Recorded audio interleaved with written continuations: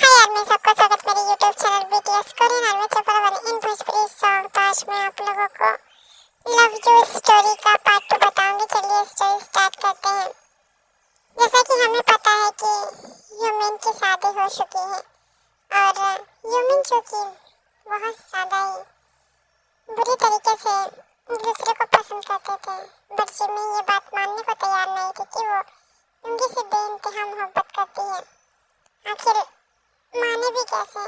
उसे बचपन से यही सिखाया गया है कि वो क्योंकि उसके एनिमीज हैं, दुश्मन है उसके, तो वो कैसे उनसे प्यार कर सकती है। यहाँ हम देखते हैं कि जिमिन जो कि कार लेकर एक प्लेस पे जाती है जहाँ पर पहले ही पता होता है उसे कि वहाँ पर एक लेडी है जिससे वो बहुत ज़्यादा ही प्यार करती है।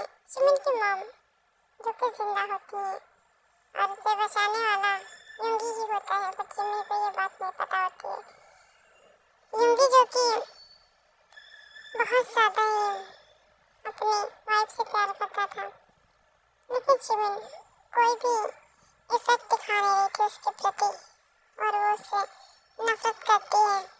यहाँ हम देखते हैं कि बहुत ज़्यादा ही बुरी तरीके से जो कि उसकी मॉम पागल थी, वो जो कि उन्हें सिर्फ इतना याद था कि उनकी एक बेटी होती है जो कि अभी छोटी है और वो बहुत ज़्यादा क्यूट है, बहुत ज़्यादा ही प्यारी है और उनका एक बेटा है, मतलब कि युंगी, जो कि बचपन से ही उनकी केयर करता था और वो उन्हें हर जगह से बचा लेगा। ये सब वो अपनी बेटी जिमिन से कहती है। जिमिन जो कि रोती है, कहती है कि मैं उन लोगों को चैन से जीने नहीं दूंगी। उन लोगों ने मेरी मॉम की इस तरीके से हालत की है तो मैं कैसे उन लोगों को जीने दूंगी। युंगी के डैड जिमिन को बहुत ज़्यादा पसंद करते थे, उसे अपनी बेटी की तरह रखते थे, लेकिन जिमिन जो कि उन्हें कभी डैड नहीं एनिमी के रूप में ही देखती है। ऐसे ही टाइम बीतता जाता है। एक दिन जिमिन जो कि पार्क में युंगी के साथ घूमने गई थी और युंगी जो कि बहुत ज़्यादा ही उसे टाइम दे रहा था, उसे नहीं पता है क्यों, लेकिन वो उसको टाइम दे रहा था। ऐसे ही टाइम बीतता है और एक लड़का जो कि दौड़ता हुआ उसके पास आता है। जिमिन उसे देखकर हेलो कहती है। ये युंगी का ही बेटा होता है, युंगी का बेटा युमिन, जो कि बहुत ज़्यादा क्यूट होता है। जिमिन उसे देखती है तो बहुत ज़्यादा खुश हो जाती है, उसे हक कर लेती है और कहती है बेटा तेरा मॉम डैड कहाँ है।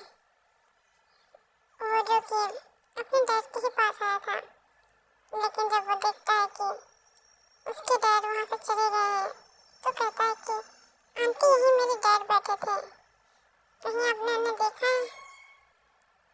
मतलब तुम्हारे डैड बैठे थे, हो सकता है कहीं चले गए हो। युंगी युंगी युंगी कहाँ गया? हो सकता है कहीं गया हो। युंगी यहाँ पे पेड़ के पीछे छुपा होता है, तभी उसके कंधे पे एक हाथ रखा होता है और वो हाथ जिस आदमी का होता है वो कहता है कि क्या हुआ, सच्चाई नहीं दिखाना चाहते उसे हैं कि तुम और लिसा एक बिस्तर पे हम बिस्तर हो गए थे। बोलो, क्या तुम उसे सच्चाई नहीं दिखाना चाहते हो? आप चुपचाप यहाँ से चले जाइए, मैं बिल्कुल भी बर्दाश्त नहीं करूँगा अगर मेरी वाइफ को बीच में लाया गया। क्यों नहीं? मैंने तुम्हारे बच्चे को बीच में लाया, अब तुम्हारी वाइफ की बारी है। और वैसे भी तुम मुझसे लिसा से कांटेक्ट कर नहीं रहे हो,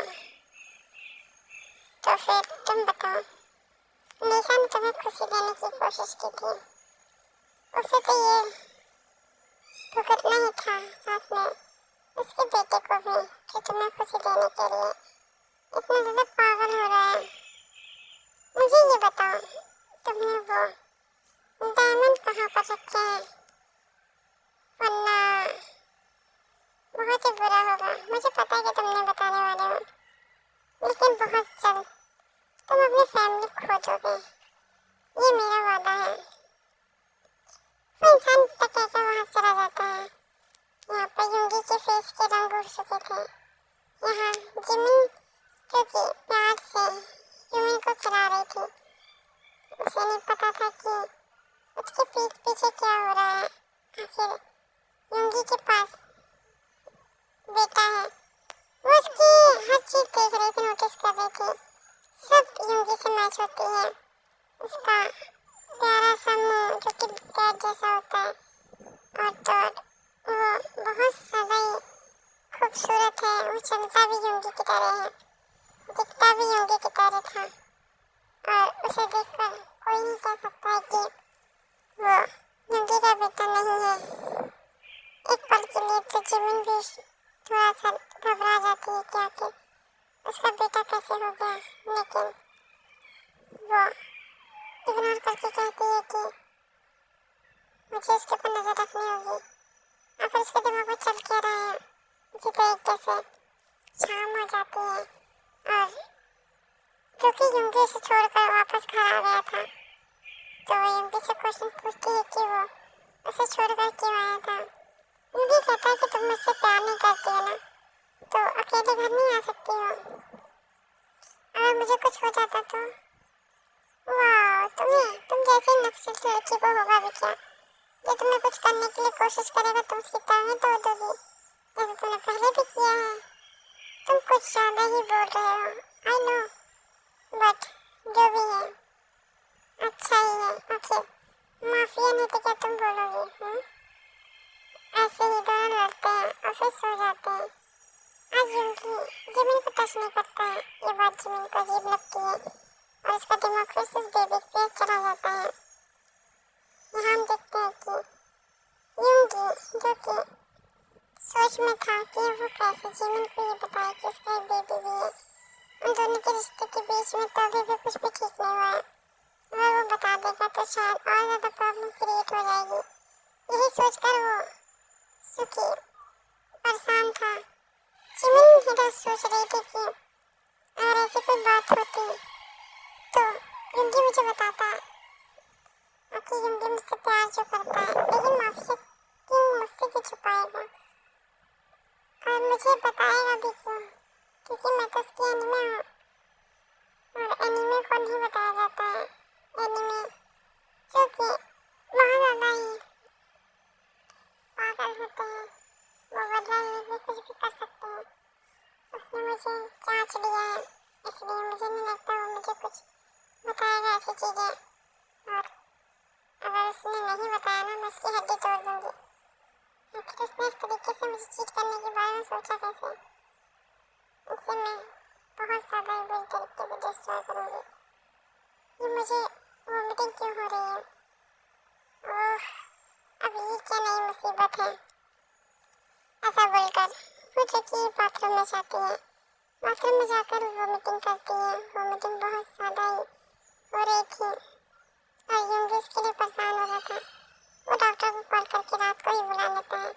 कोई डॉक्टर उसे मना नहीं कर सकता था, इसलिए जैसे ही डॉक्टर से चेक करके जाते हैं तो कहते हैं कांग्रेचुलेशन, आपकी वाइफ प्रेग्नेंट है। और याद रखिएगा, इन्हें बहुत कुछ प्रॉब्लम आ सकती है, जैसे कि इनका स्वभाव बदल सकता है, और ये आपको बहुत ज़्यादा परेशान कर सकती है। तो आप रेडी रहिएगा इन सब चीज़ों के लिए। डॉक्टर को घूर के कहता है कि तुम्हें ये सब सोचने की जरूरत नहीं है, मेरी वाइफ है, मैं इसे संभाल लूँगा, तुम जाओ यहाँ से। यहाँ हम देखते हैं कि बहुत ज़्यादा ही अब जिमिन खुश हो जाती है, जो कि युंगी को प्यार नहीं करती थी, लेकिन युंगी की वजह से आज उसके पास बेबी है। वो ये बात किसी से बताना नहीं चाहती थी, लेकिन वो अब छुपा भी नहीं सकती है। यहाँ ये बात लूसीफर को पता चल जाती है। लूसीफर जो कि बहुत ज़्यादा ही एंग्री होता है इन सब बातों से, कहता है इसे मैंने वहाँ बदला लेने के भेजा था, ना कि बच्चे पैदा करने के लिए, और ये प्रेग्नेंट हो गई। इसकी तो बहुत ज़्यादा ही शौक है इसे, लेकिन एक सेकेंड, ये प्रेग्नेंट हुई है तो फिर जाहिर सी बात है युंगी बहुत खुश होगा, और युंगी का बच्चा छीनना मेरे लिए कोई आम बात नहीं है, इसे छीन लूंगी तो बहुत मजा आएगा। इस तरीके से बोलकर वो हंसती है, बहुत ज्यादा ही खुश हो जाती है। लूसीफर जो कि बहुत ज्यादा ही खुश होता है और वो कहता है कि वाह बहुत अच्छे, ऐसे ही तुम उसकी खुशियाँ मुझे ला कर दो और मैं उसे बर्बाद कर दूंगा। लुंगी जो कि अपनी वाइफ को बहुत ज़्यादा प्यार करता था, तो वो जाहिर सी बात है चुप तो रहने वाला था नहीं, तो उसने बहुत ही ज़्यादा गार्ड्स उसके पीछे लगाए थे जो हर वक्त उसका पीछा करते थे। और रात के समय जब हमारी प्यारी जिमी घर वापस आ रही थी तब इसके पीछे कुछ आदमी लग जाते हैं और वो आदमी उसे बहुत ही बुरी नजर से देख रहे थे। यहाँ हम देखते हैं कि वो बहुत ज़्यादा डर जाती है, क्योंकि वो जो कि उससे जो कि बहुत ज़्यादा तंग हो चुकी थी, इसलिए वो बाहर घूमने निकली थी और वो भी अकेली। और इसमें उसका बहुत बड़ा लॉस हो जाता है, उसके पीछे गुंडे पड़ जाते हैं जो उसको टच करने की कोशिश करते हैं। तभी वहाँ पे युंगी आ जाता है। युंगी एक एक को बहुत अच्छे से धोता है। शिवन जो कि बहुत ज़्यादा डर गई थी, हद से ज़्यादा। उसे नहीं पता था वो क्या करे, और इसी तरीके से जब वो डर जाती है तो उसे पैम्पर करने के लिए युंगी आता है। युंगी वहाँ पर सबको मार के डस्टबिन में डालकर उसमें आग लगा देता है। वो मंजर देखकर किसी की भी रूह कांप जाए। युंगी इतना ज़्यादा दरिंदा लग रहा था। यहाँ पर जिमी उसे कस के हक करती है, कहती है कि थैंक यू सो मच। युंगी से बहुत ज़्यादा गुस्सा आता है, बहुत ज़्यादा, और वो उसे दूर झटक देता है, लेकिन उसे चोट नहीं लगती है। और कहता है कि खा छोड़ो तुम्हें, मैं बताता हूँ। बहुत शौक है ना तुम्हें मुझसे दूर रहने का, चलो मैं तुम्हें डिवोर्स ही दे देता हूँ। यहाँ पर बात जब डिवोर्स की आती है तो जिमी कहती है आई एम सॉरी युंगी, प्लीज़ मैं तो तुम्हारी बेबी के चक्कर में आ गई क्योंकि इसे बाहर घूमना था।